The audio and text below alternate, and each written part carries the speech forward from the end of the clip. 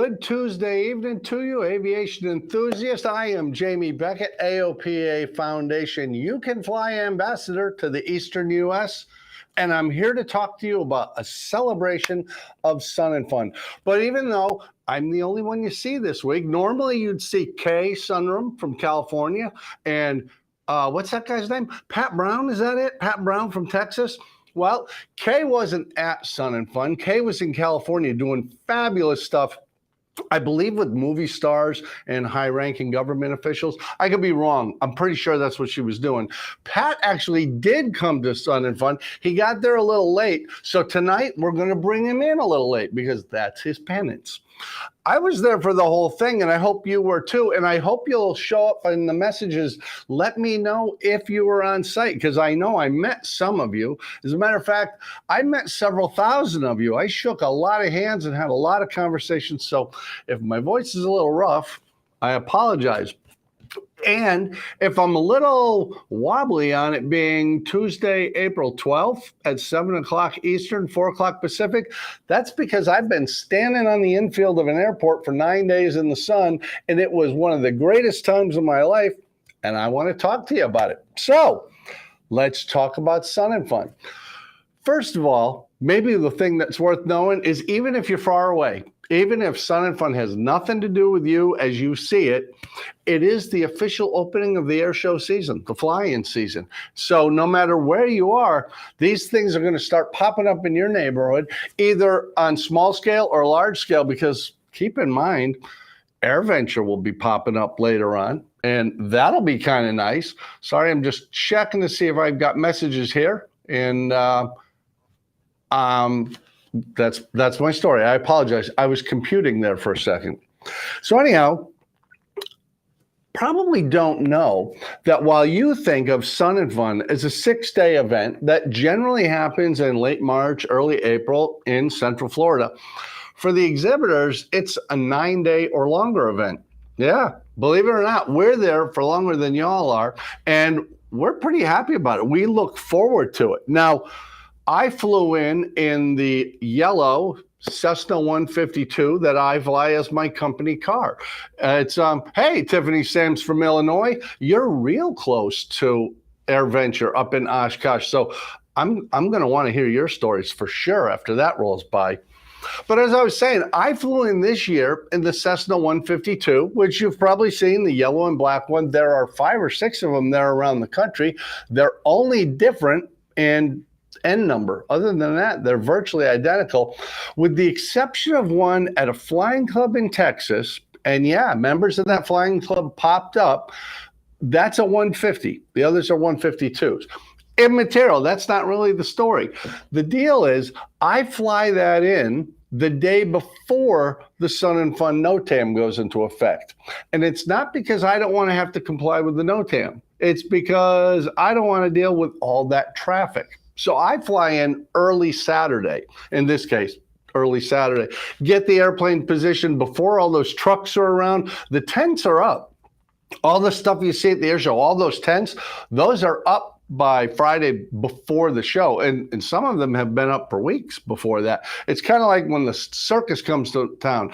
Antonio from Southern Brazil, welcome to town, buddy. It's nice to have you here. Yeah, all those tents are set up, but the taxiways are available. There's only one way in to Sun Fun. There's an access gate off taxiway Foxtrot. And as you might imagine, the airport changes its configuration pretty dramatically. Runway 10 becomes runway 10 right. Taxiway Alpha becomes runway 10 left, and the corresponding other direction, so that we can handle more traffic. I fly in early, I get the airplane positioned, and I just have a great time there. I mean, it really is terrific because for that first day, I'm just bonding with coworkers. Remember, I live and work 800 miles from the home office. So I get the opportunity to meet and greet and bond and joke and go out to dinner with coworkers I normally just see online.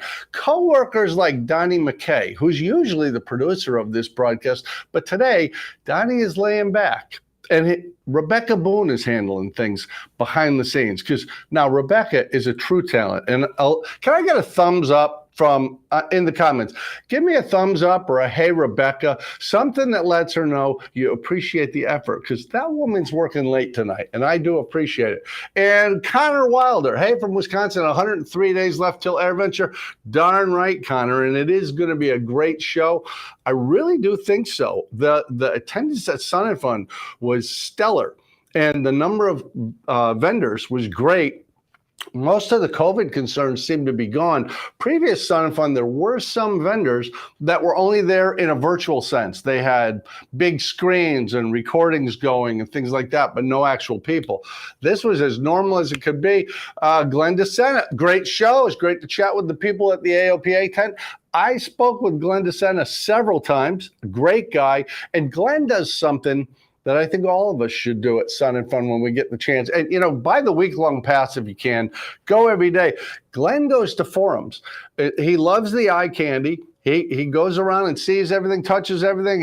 He's even flown with the T6 formation flying group. I mean, the guy's hardcore, but he goes for educational stuff, and he really makes best use of it. Mike Ryan in Tampa Bay, you're just around the corner from me, buddy. I'm in Polk County.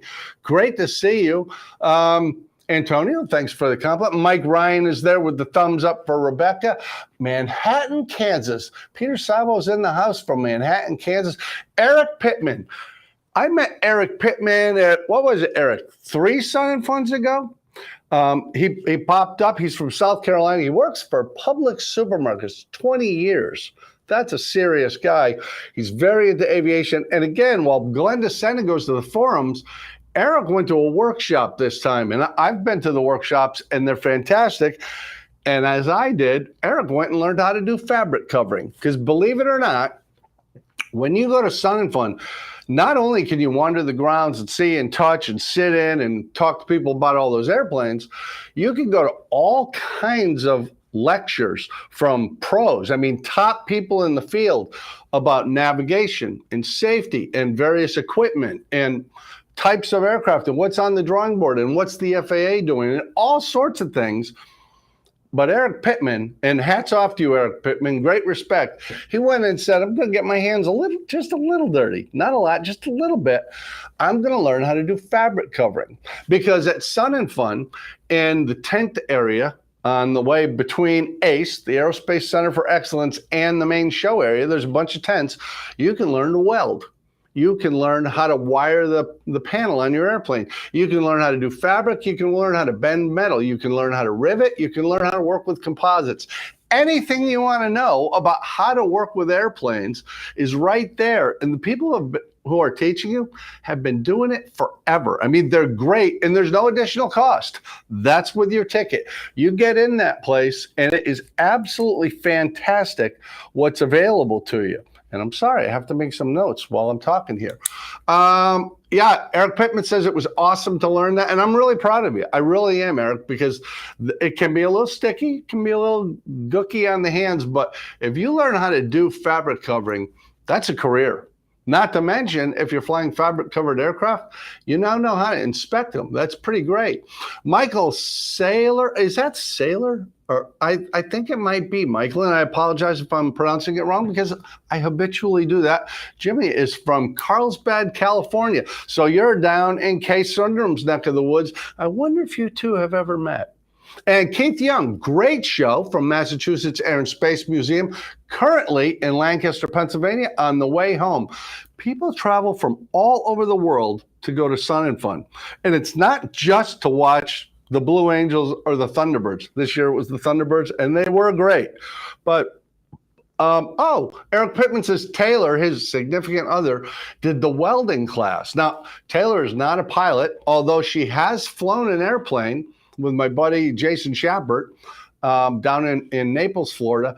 But I'm really proud of her. Taylor also works at a public supermarket, Go Green, and she did the welding class. And, you know, I absolutely love that she's trying something that's outside her comfort zone. That's not something the average person has done. But they find out if they like it. They find out if they understand it. And you know what? A welding rig is not all that expensive. You can just keep it in the garage, pull it out, and do some work in the backyard if you want to. Artwork, airplane work, whatever. But you can pick up valuable skills right there at Sun and Fun for no additional cost. Clara Butler says, yes, love coverings, talking about fabric covering. You know, I learned it a long, long time ago, and it's been handy. I used to do fabric work at Fantasy of Flight for Kermit Weeks. I've always liked it, and of course, I've owned a Cub, and I work with a flying club right now that has a Cub under complete restoration. It's uncovered, down to the bare bones, repriming it, tweaking it, getting ready, and an L-16, which is a military version of the Aranca Champ. And this one actually is an L-16. It has a little metal plaque in it. It once belonged to the military. Eric Pittman is back with a comment and saying, her being a cake decorator helped having a steady hand. The instructor said she did an amazing job for a person that's never done it. Encouragement is a wonderful thing. Is she welding at the level that she could go to work for SpaceX or Blue Horizon welding rockets? Probably not, but she's probably better at it than I am because I haven't done any welding in a long time. Awesome for Taylor. That's absolutely fantastic. Now, one of the things you might be surprised at is when you walk onto the grounds of Sun and Fun, there's a high school there. It says Central Florida Aerospace Academy. That is a public high school. 350, 400 kids in there who are all on some type of an aeronautical bent. And if your grades are good, and most of them are, they get to volunteer during Sun and Fun. So you see those kids. And they could be doing anything down there, including flying, because they have their own grass runway. It turns into Paradise City, the ultralight and light sport area during Sun and Fun. But during the normal year, there's high school kids using that field exclusively throughout the year because it doesn't snow in Florida, so we have grass all year. But this year I was particularly proud, and I'm going to have to bore you just a tiny bit about this. I work with a couple high school flying clubs. One of them is located right next door to Central Florida Aerospace Academy. It's called the Lakeland Aero Club. The president is a guy named Mike Z. He is an instructor. He's a A&P with IA, inspection authorization. And that club became the model for the other club I work with, the Aspiring Aviators Aero Club, right here in Winter Haven, Florida. Now, Mike started a program with the help of James Ray and the James Ray Foundation, where they started with a kind of a wreck of an airplane, a Piper Cub. And those kids tore it down and completely restored it and learned all the skills that go into building an airplane, which leads them to be able to maintain that airplane, and they get to fly that airplane. Now, that's a pretty remarkable thing. And at this point, about 10 years down the road, 10 or 11 years down the road, Lakeland Aero Club has 5 flyable airplanes, I believe, most of which the members have built themselves. So if you ever wanted to have some inspiration, wondering, could I build an airplane from a kit or from plans? Or could I buy a really cheap classic that's been unloved and bring it back into top shape? Yes, you can, because if 16 and 17-year-olds can do it, you can do it. And as a matter of fact, the kids from the Aspiring Aviators Aero Club, 6 of them, volunteered to be part of a project that had to do with that L-16 Champ they're bringing back into shape. It's a couple years out of annual. The engine had not been overhauled in 54 years. So they did it at the show. 6 teenagers, under the guidance of an engine shop, built that engine from the crankshaft out, the entire thing, put it together, mounted it onto an airplane over in Lakeland, and fired it up in 1 week. That just goes to show you, you probably have much greater potential than you think you do. You could probably do pretty much anything in aviation because those 6 kids are still in high school. They're 16 and 17 years old, and one of them, John Gauthier, actually has a pilot certificate. Keith Young says, if you couldn't go or relive the week, check out liveatc.net/Sun and Fun, SNF, to hear the rebroadcast of Sun and Fun Radio all year long. Thank you very much. Sun and Fun Radio is a classic. I absolutely love the folks at Sun and Fun Radio. I've been going to Sun and Fun for over 30 years. Dave Schalbetter is the chairman of Sun and Fun Radio. Every year he lets me do a segment or two on the air, which I really appreciate. And every day during the show, AOPA does Lunch with AOPA. And there's a slot right in the middle of the day where folks from AOPA or the AOPA Foundation come out and talk about their area of specialty. Maybe it's Richard McSpadden talking about the Air Safety Institute and how general aviation is the safest it's ever been, but we're still working on educating people to make it even safer. Maybe it's somebody like Mark Baker coming on to talk about unleaded aircraft fuel and why it's so important, because while unleaded aircraft fuel, unleaded avgas works well in engines under 200 horsepower, it doesn't work well at all in engines over 200 horsepower. So Cessna 182s, Cherokee 6s, 210s, anything that produces a lot of power, a Bonanza, if they use that unleaded fuel that's currently available, they have detonation problems. And lead is an issue we have to deal with. And you can hear it right there on Sun and Fun Radio. And if you're walking by, you can see them live on the deck. Eric Pittman says, I wish they had that when I was in high school. And I'm going to say he's talking about the high school program. And you know what? I'll tell you this. This is a secret, Eric. I only tell it to everybody I ever meet. So this is very exclusive. If you or anybody else wants to have an aerospace program in their high school, AOPA has a STEM curriculum which will give you for free. Absolutely. It's in a couple hundred high schools right now. There's thousands of students using this. And just like the Lakeland Aero Club or the Aspiring Aviators Aero Club, we are happy to help you form a flying club that it's separate from the school. The school system has zero liability on this.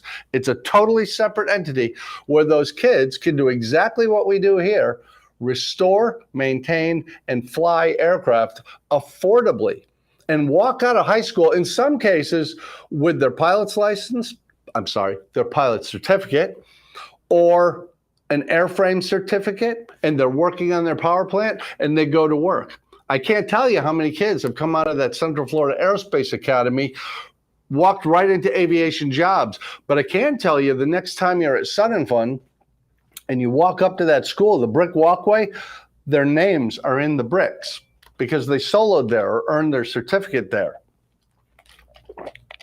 Getting in high school, Eric Pittman, you are exactly right. If you get exposure to this at 14, 15, it changes your whole life. It certainly did for me. And I know it's doing it for you, Eric Pittman, because we have talked about it. And yes, Sun and Fun Radio is a volunteer thing. And if you wish, you can volunteer for Sun and Fun Radio. As a matter of fact, maybe the great secret for getting into Sun and Fun for free is to volunteer. You don't volunteer for the whole show. You volunteer for chunks of it, and you have the ability to get around and see the show. But whether you want to help with parking, ticket sales, marketing, Sun and Fun Radio, operations, if you want to ride a motorcycle and have warbirds follow you, all those jobs are available. All you have to do is contact the good folks at Sun and Fun and say, hey, I'm going to be down next year, and next year is March 28th through April 2nd, 2023. I'm going to be down there, and I will volunteer. There's even a campground on site where people come in RVs, travel trailers, whatever, and they basically live on site and participate as volunteers to run that show because, believe it or not, Sun and Fun has a very small paid staff, a couple dozen people at most. But they use thousands of volunteers throughout the week of Sun and Fun. Some of them have been doing it for decades and are well-known and respected people. So, yeah, absolutely. If you want to get involved with Sun and Fun personally, you can absolutely do it. Clara Butler says, need this at the Technical Center in Buffalo, Mom. You are absolutely correct. Have your mom call me. Have her write me an email. Jamie.Beckett, you can see it right there printed on the screen. Jamie.Beckett@aopa.org. I will be happy to connect you with folks who can help your school system get involved with the aerospace STEM program from AOPA for $0. And as a matter of fact, just a little broader picture, we do a STEM symposium every year somewhere in America. So teachers and administrators who use the program can get together and discover best practices. So teachers and administrators and even parents who are interested can come together and see what it's like. And it doesn't matter if it's a public school, private school, parochial school, homeschool. Everyone is welcome if they're interested in doing that. And the next one is in November in Memphis. Hey, isn't that Pat Brown, the ambassador in Central United States, who went to Sun and Fun with me? Yes, it is. Yes, it is. And I'm sorry I'm late.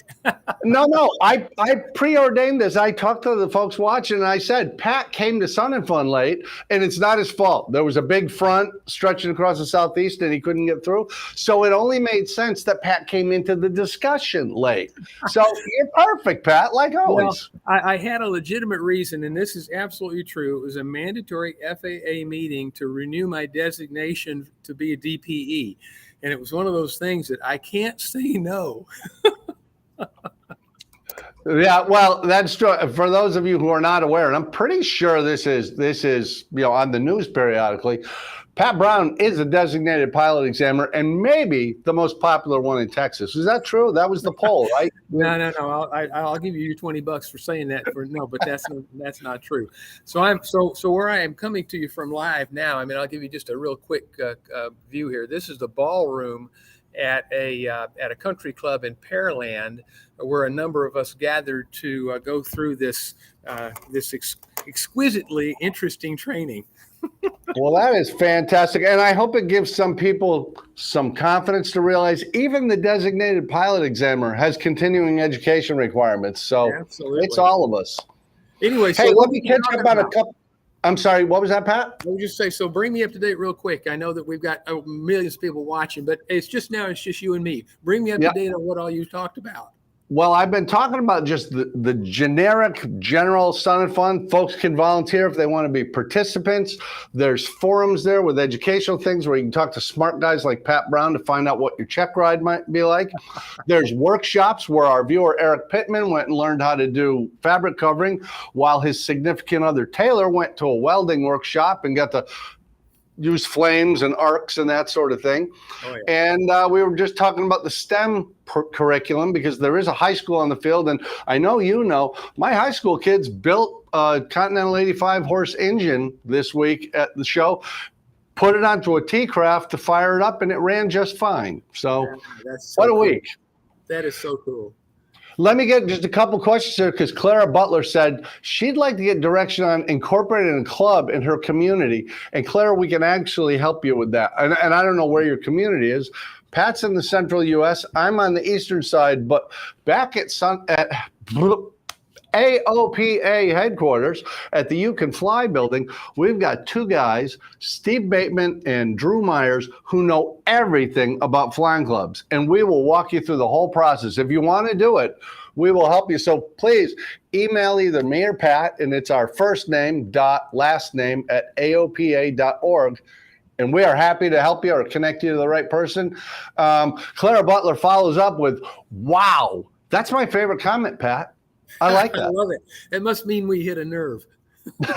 In a good way. In a good way. Peter Sabo says, I'm 63. How did you know I was 63, Peter? I mean, is it written someplace? I don't understand. Which, Pat, if you recall, the last time we did this, somebody asked if it was too late to learn to fly because they were 54. And I believe we both proved, no, it's not too old. Well, I'll tell you, I had the oldest student, perhaps I should say the most seasoned student that I have ever had, was 83 years old. And he was an excellent student. Never got his certificate. He just at some point, I think his health actually began to suffer just a little bit. But I'll tell you what, at 83 years old, he was right on it. And he was an excellent student. So you're really not too old. There's a guy in Houston who recently gave up flying at the ripe old age of 92 years old and still holds a third-class medical. Yeah, we had a guy at my airport who soloed his Cub, which he had owned for 6 decades, at 90 years old. and still out of medical. He was doing fine. Pat, I want to reminisce with you a little bit because I was telling folks I fly in before the NOTAM goes live. Right. You have flown in after, and where did you land this time? Not at Lakeland, am I correct? Well, this year we went into Tampa International. There were some reasons for that if we want to get into them later, but we went into Tampa International. But not on Southwestern American. You were flying and playing yourself. No, we were flying my Comanche. And we'll have to mention the Comanche.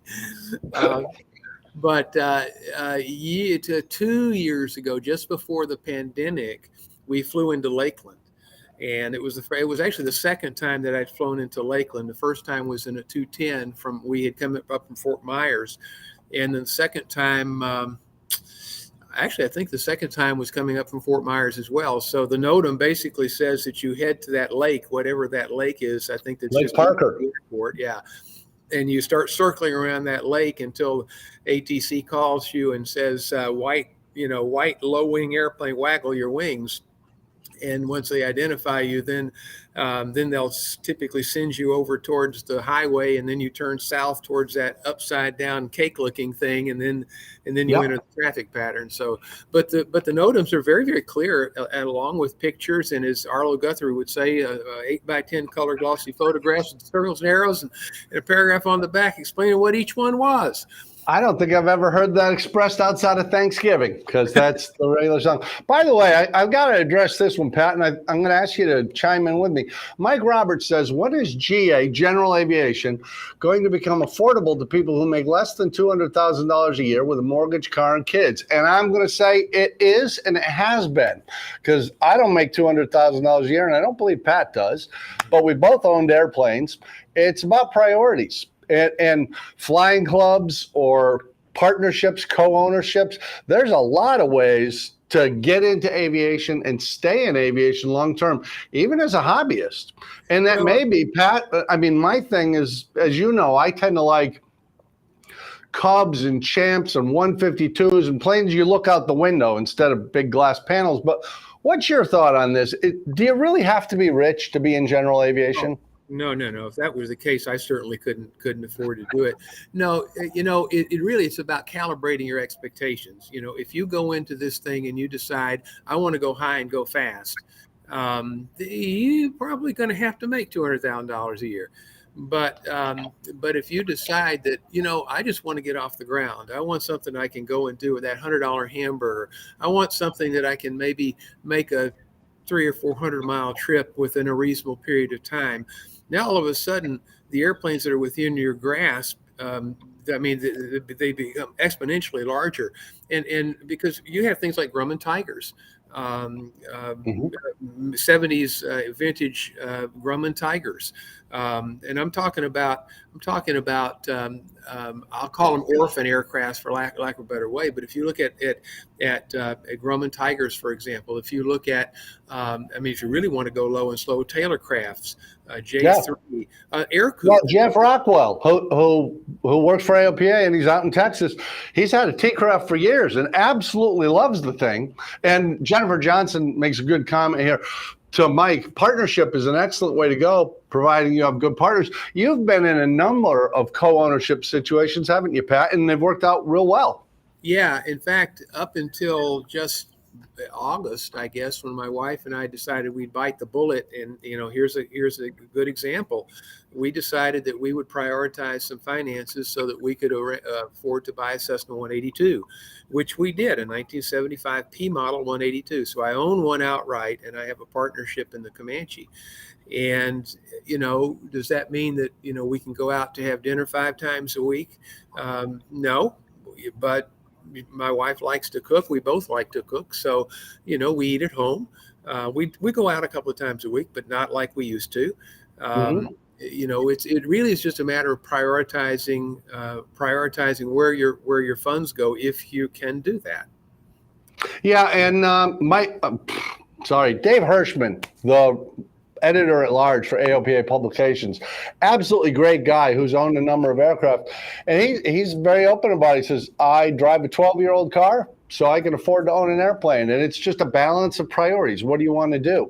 So for any of us, regardless of our income level, we decide, do I want sole ownership of an aircraft? Do I want to rent? Do I want to be in a co-ownership? Do I want to join or found a flying club where, I've talked a number of times about some of the clubs down where I am have more than 100 members. You split the cost of 3 airplanes over 100, 120 people, it starts getting real affordable, and that's doable. So we do it. By the way, Keith Young, Pat, has an interesting comment up here that I think we should talk about. Keith says, by the way, I got my private pilot certificate at age 56 after 2 kidney transplants. Thanks to the work of AOPA did on Sport Pilot, then Basic Med. I really appreciate you saying that, Keith. Pat, you weren't there at the end of the show, but a guy I had met before, he's part of a flying club that I helped set up several years ago. He came into the tent and he had a health issue a year or so ago, but it's all dealt with. Everything's good. He's back on even keel and everything. And he had a medical scheduled for this week with an AME to renew his 3rd class. And he started talking to a guy from the Pilot Information Center. He had no idea what Basic Med was, didn't know that was an option at all. And as you know, under Basic Med, single engine, twin engine, VFR, IFR, 6 seats, 18,000 feet, 250 knots, pretty much everything we're going to fly fits into that. He was just astonished that he didn't have to go through that whole process with the AME. And nothing wrong with AMEs. I like them, but he could just go home, get online, take the AOPA Basic Med course, go to his regular GP, and he's in the game. I mean, this has been a game changer, don't you think?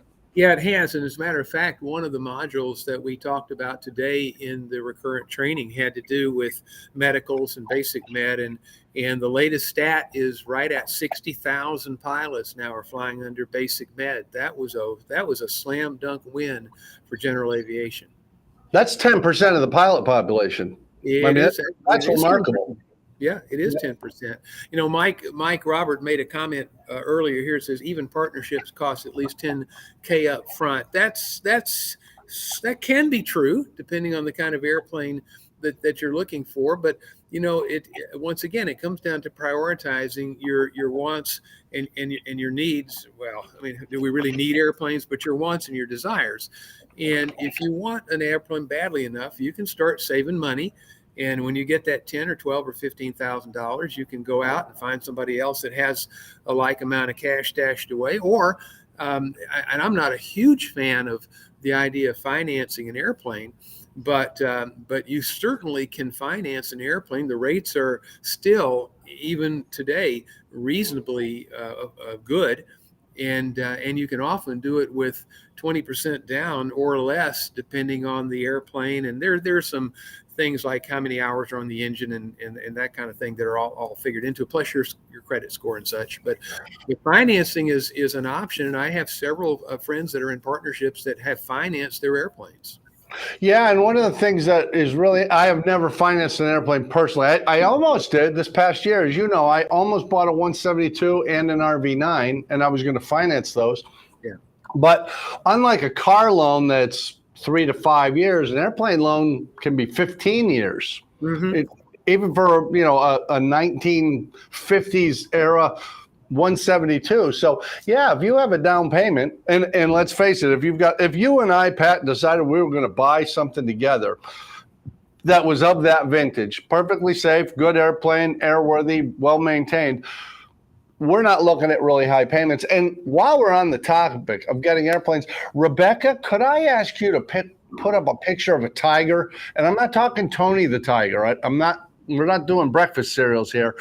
I would like to see that tiger, the Grumman tiger that is part of the AOPA sweepstakes. Pat, I know you stuck your head in that. What was your thought? Oh boy, I was drooling. I want that airplane so bad. I would darn near quit AOPA, drop my membership, and then re-up so I could get my 5 chances of winning. Actually, I think if you're a current member of AOPA and you're on auto renewal, if I remember right, I heard one of the staff folks at the tent say that you get 5 chances to win. Actually, So, 6, because you have the original because you're a member, and then if you're on auto renewal, you get 5 more. And okay. you're right. I mean, we do this every couple of years. AOPA does the sweepstakes airplane, and let's face it, they're just spectacular. The last one we did, I believe, was the Super Cub on amphibious floats, which I That's got to fly around for a few months and fly into Sun and Fun, which was pretty thrilling.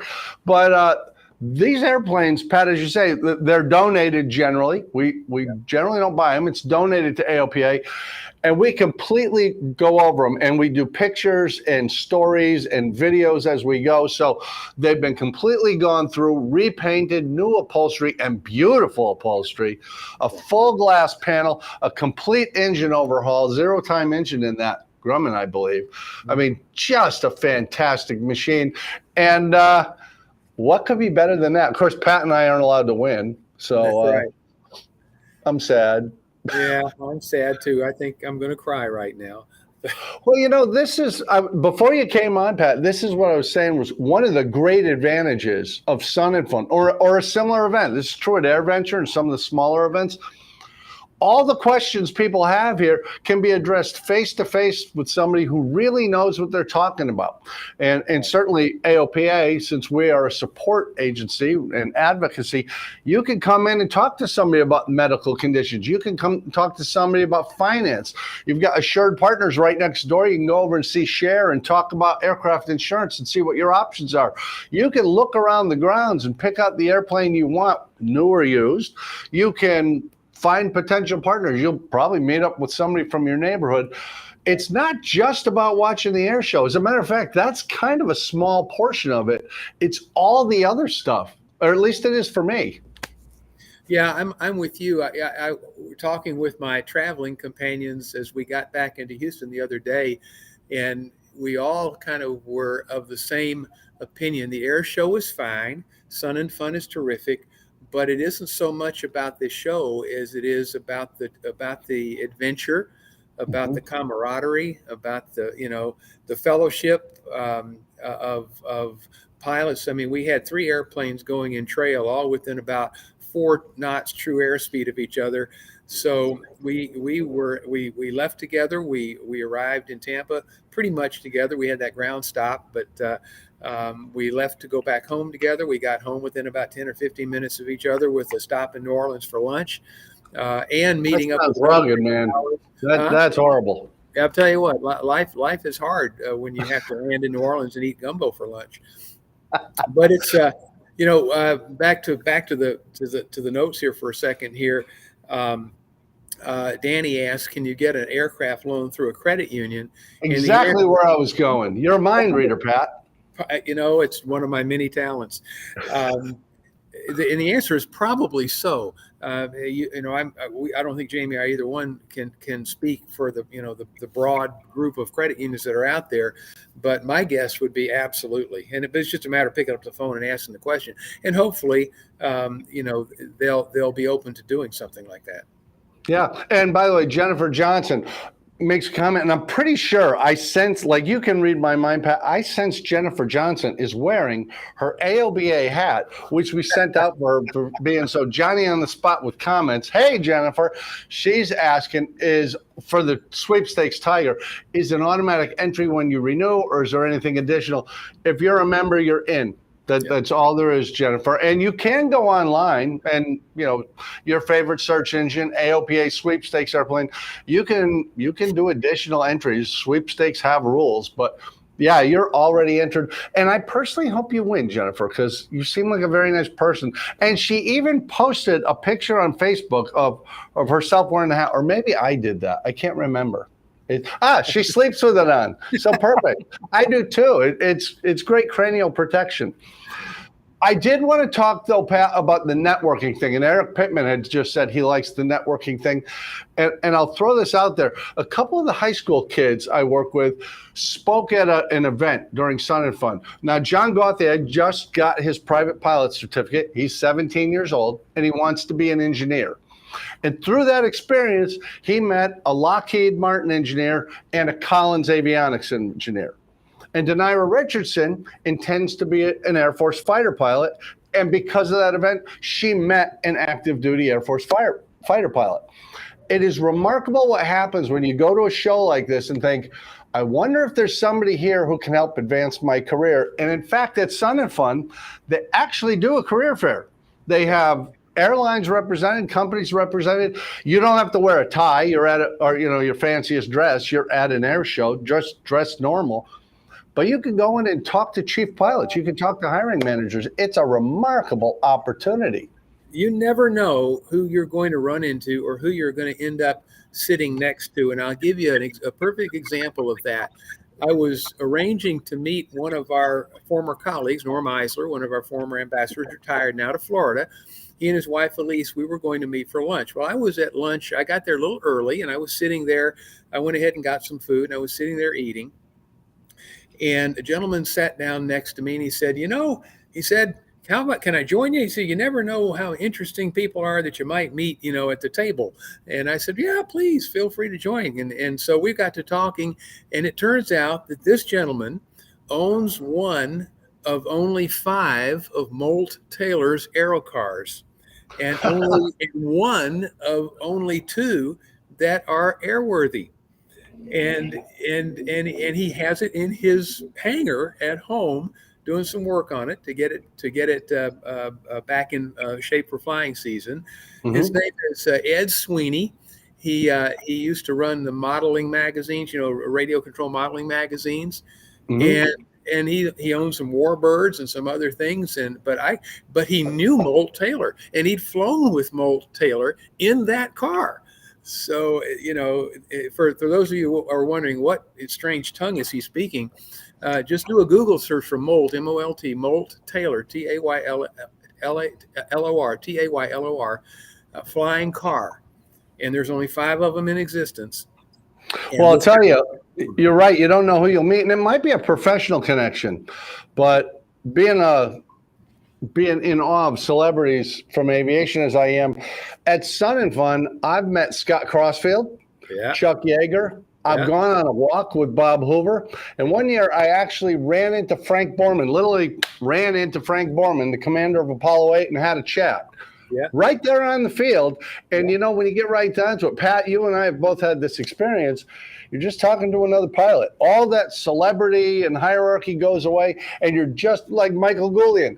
He's flying in the show, but he's just another pilot, and he's walking around. He'll chat with you. It's an amazing thing. Yeah, and the thing that the thing is that you run into people like this. I was sitting back to back with Chuck Yeager at an EAA dinner a few years ago. I mean, I'm sitting here, and Chuck Yeager's literally, we're shoulder to shoulder, and you run into people like that, and like you, Bob Hoover. I've had a lovely conversation with Harrison Ford, with Cliff Robertson, passed away a few years ago, a big TV star from the 50s and 60s. They're pilots like the rest of us. I've met. I mean, of course, I'm in Houston, so astronauts are kind of a dime a dozen down here, and I don't mean that in a derogatory way, but they're everywhere. And so when you run into, like I ran into Gene Kranz the other day, and I don't know him well, but I've met him many times over the course of the last few years. In fact, we were at a banquet together at the Lone Star Flight Museum a year and a half ago or so, before COVID really kicked in full time. And once again, I'm sitting here and he's sitting with his back to me, and we're just having a nice conversation. It's Gene Kranz, for crying out loud. Yeah. So, well, Tiffany Sam says she met Wally Funk at a flight team competition. And if you have not read about Wally Funk, that is a remarkable woman. She went through all the testing for the Mercury astronaut program and was one of the 13 women who made it through. And unfortunately, they never flew. But Blue Origin finally made her an astronaut. And I mean, the people you meet, the opportunities you have at Sun and Fun, the networking you can do, the ideas you can have, the skills you can get, just like Eric Pittman and Taylor did. Yeah. It is a remarkable value way beyond just sitting outside the fence, as people do, and watch the show. There's so much more to it than that. And how long have you been going to these shows, Pat? Well, as you know, I had a prior career to AOPA and really a prior to career to essentially full-time aviation. And some of the largest trade shows in our particular industry happened right about the time of Oshkosh. So it's really only been about 10 or 11 years that I've been able to get away to both Oshkosh and Sun and Fun on a regular basis. So the short answer to your question is about 10 years. Cool. Jose's got a really good question up here. He says, does AOPA assist you on airplane buying hunt? I mean, going through the process and even provide an external A&P mechanic for the inspection. We won't hunt for the airplane for you, and we won't hire an A&P for you. But folks like Pat and I, who have owned airplanes, are more than happy to talk to you about the process, connect you with people who do finance or insurance, recommend how to go about finding an A&P, because you're the customer. You got to be comfortable. It's not us. I mean, we can give you advice, but you don't know us. We might be shifty. I mean, I might be. To add to what you just said, Jamie, AOPA does have escrow services for financing for actually buying the airplane. So that's a member thing that's available to you, Jose. But as far as a shameless plug, Jamie, you know Mike Bush. With Savvy Maintenance. Well, one of the services that Mike offers is actually to help you by supervising the pre-buy. If you find an airplane that you want, first of all, he'll look at the logbooks, and last time I knew, there was no charge for actually looking at the logbooks to render an opinion as to whether that airplane was even something that you should reasonably consider. But what he's hoping that you'll do is to engage his services to supervise the pre-buy. And if you're buying an airplane that's out of state or in some city that's not too convenient to you, you really want somebody there to advocate for you during the pre-flight, the pre-buy process.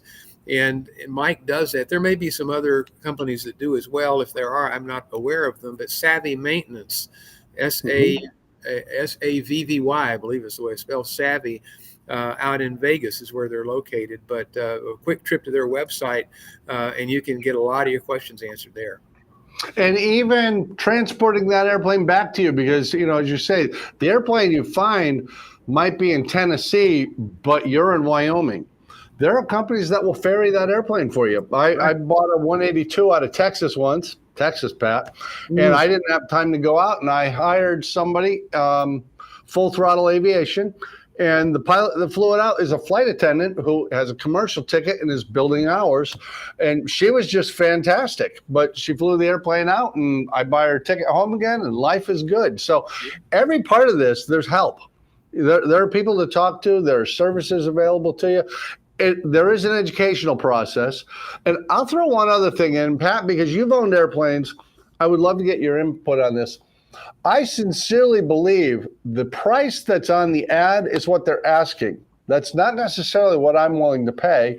And of course, I think you've heard the story of the J3 Cub, the first one I bought.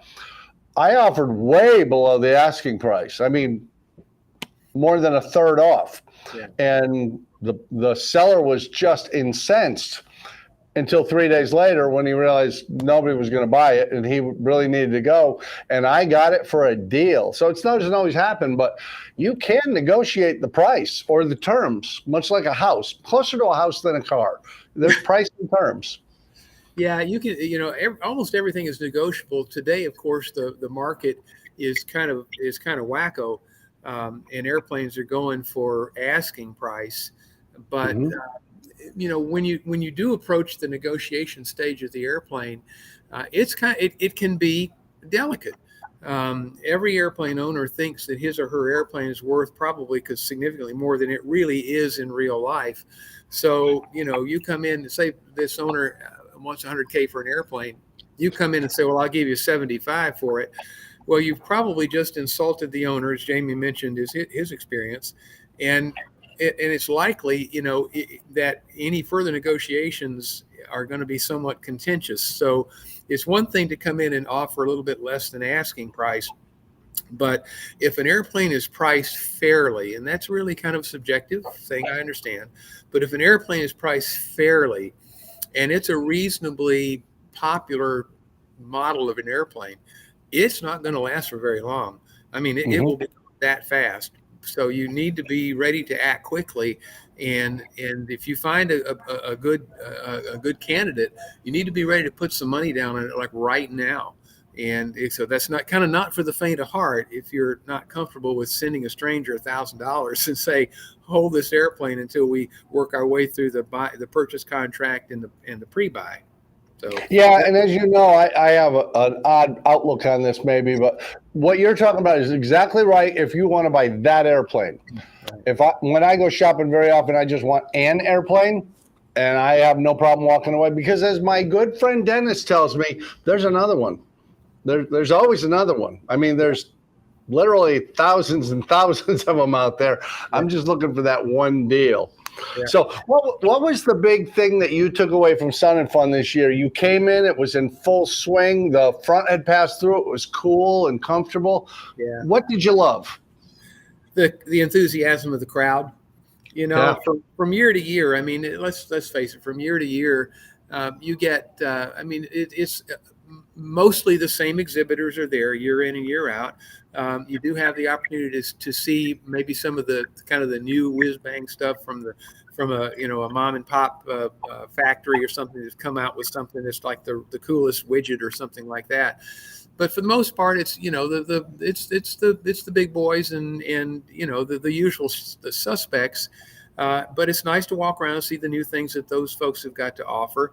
But for me, it's really watching the crowd. It's watching the enthusiasm of the folks. People watching it's the coolest thing is the people watching, really.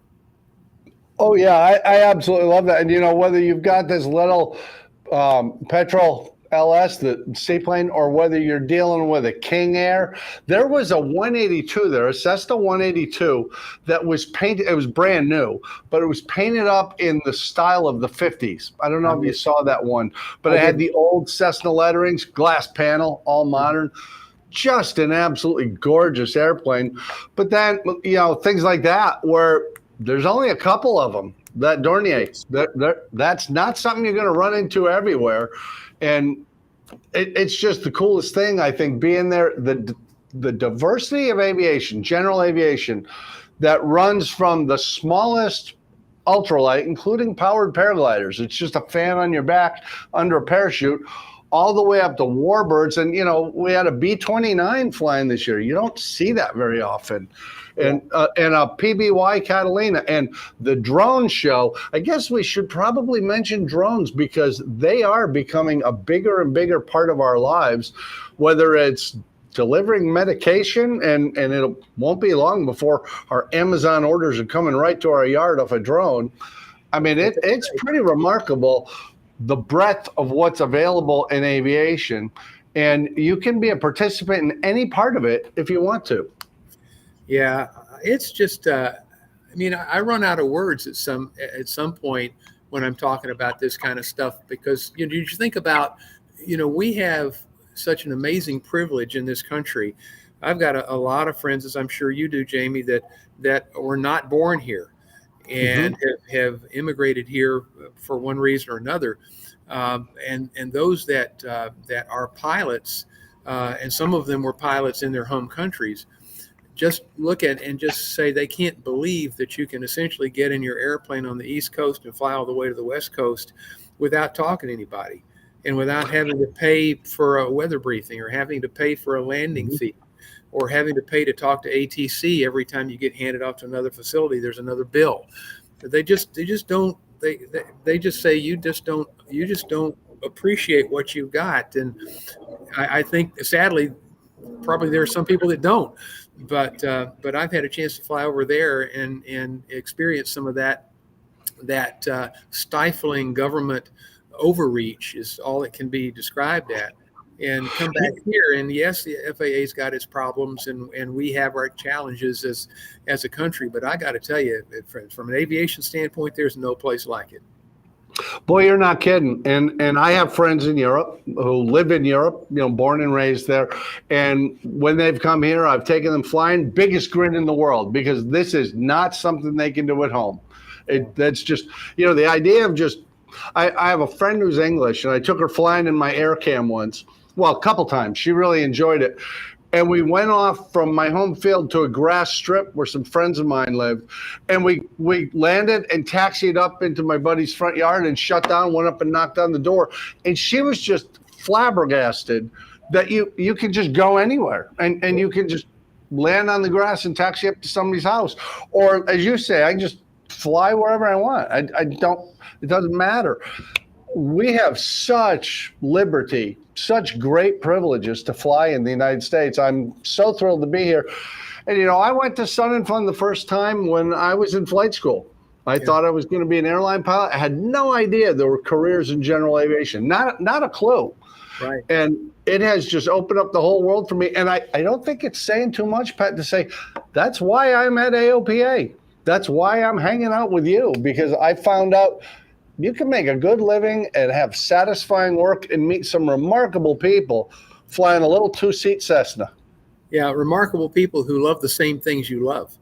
Yeah. Automatically, your new best friend is just around the corner.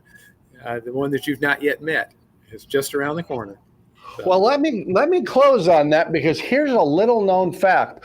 The attendance at Sun and Fun is the lowest on Sunday, the last day. And it is euphemistically known as Exhibitor Bonding Day, because we have the time to wander around. And, you know, this year I was very lucky. My buddy Sebastian Heinz from Zenith Aircraft came over and sat with me for a while at the AOPA booth, and I got to visit with a few folks. And, you know, Pat, I rolled out onto the runway on Monday morning early, 7:30-ish. Sun was finally up and everything's looking good. And there's Sebastian with 3 airplanes right behind me, taking off in trail right behind me. I'm going back to the northeast. They're off to the northwest. Our paths are diverging, but we hear each other on the radios. And I was just sitting in a tent with that guy yesterday. Yeah. The ability to walk around and meet people, business, commerce, education, skill building, just, hey, it's wild to meet you. Whether it's Sun and Fun or your local fly-in or AirVenture that's coming up later this year, you got to do it. You got to do it once in your life. If you like aviation, you got to find a way to get there. And even if you volunteer, we talked about that. I think it was before you came in, Pat. They use both AirVenture and Sun and Fun use thousands of volunteers. Your local fly-ins will use volunteers. I'll tell. This is my theory. Check me out and think if you're right. It is true. There's a good old boy club in every town. There really is. And everybody knows who's in the good old boy club. And this is what you do. You identify one of those people and you walk right up to them and you say, how can I help? And then they'll tell you something and do it. You're in the club. That's how that works. Yeah. You know, we're this is, I don't know, it's probably tangential, but 2 of the 7 people in our traveling party over the 3 airplanes that we had were first timers. One of them in probably his early 50s, another one in his mid 70s. So first time that either one of them had been to the show. And the younger of the 2 is a member of Jason Shappert's, I guess it's his ground school club or whatever it is. Yeah, I'm so right. And you met him, Mark. You met him. Mark Facer. Yeah. Mark Facer. And, but he never met Jason. They communicated, you know, via instant message or whatever, however the kids do it these days.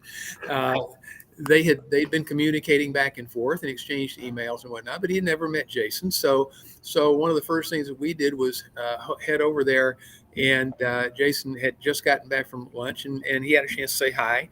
As you can imagine, that you know, those buildings are swamped, but we came back early the next morning. We were actually at the show within about 30 minutes of its opening, when it was still really slow Saturday morning, right back to the D hangar. And he and Jason had a chance to talk for a good, a good 20 minutes, just uninterrupted. So that's great. Now, I want to introduce you to somebody here. Hang on one second. I want to introduce you. Texas Lone Star Aviation Hall of Fame member Debbie Ring is right here. I know. Award-winning world champion aerobatic pilot, right here next to me off my right elbow. Talk about the people that you just happen to run into, and she's one of our fellow ambassadors, and she's awesome. And here she is right here on your television screen. Yeah, here I am. Debbie, thank you for stopping in. I appreciate it. It is a great pleasure to meet you, even if it is through the internet. Well, thank you. Nice to meet you. Jamie I'm Beckett. sorry to interrupt the meeting. Are y'all leaving? Meeting somebody as cool as you is not an interruption. Trust I me. just wanted to tell him that we're downstairs and ordering some food. Ooh. Ooh. Appetizers, and then when he's done talking and having a meeting, then he can come join us. Would there by any chance be any adult beverages involved? There might be some Might adult beverages. Well, I will definitely be down there in less than a minute. Are there pilots involved? There's probably about 2,500 No, I meant pilots with on us. here. Oh my gosh. Hi, Debbie. She thought she was just talking to me, didn't she? Like I said, you never know who's going to drop in. And I'm sorry we're going to miss that part when Pat gets yelled at when he gets downstairs. Hey, I'd like to ask all of you watching, please, can you give a little bit of an applause emoji for Rebecca for running things from behind the scenes tonight? Normally we have Donnie McKay, who is stellar, but Rebecca has done a fantastic job, and thank you for putting up all the pictures. And she's the one that put up that little thing about becoming an AOPA member. And if you'd like to be a member, like Pat and myself, because really that's the cool thing to do. That's what all the cool kids are doing. You can go to that website. Just use your favorite search engine, say AOPA membership. And of course, there will be another episode of Ask an Ambassador, second and fourth Tuesday of each month at 7 o'clock Eastern, 4 o'clock on the West Coast. Rebecca, look at that. We're getting all these high fives and hand claps for you. Pat, you got any closing comments before you go downstairs and Debbie slaps you? No, in fact, I'm going right now. So goodbye. Good choice. Folks, thanks so much. It has been absolutely wonderful. I appreciate you hanging out with Pat and I for the evening. Go to your local fly-in. Be a participant. Get the most you can out of it. Let us know how you did. We'll see you next time. Later.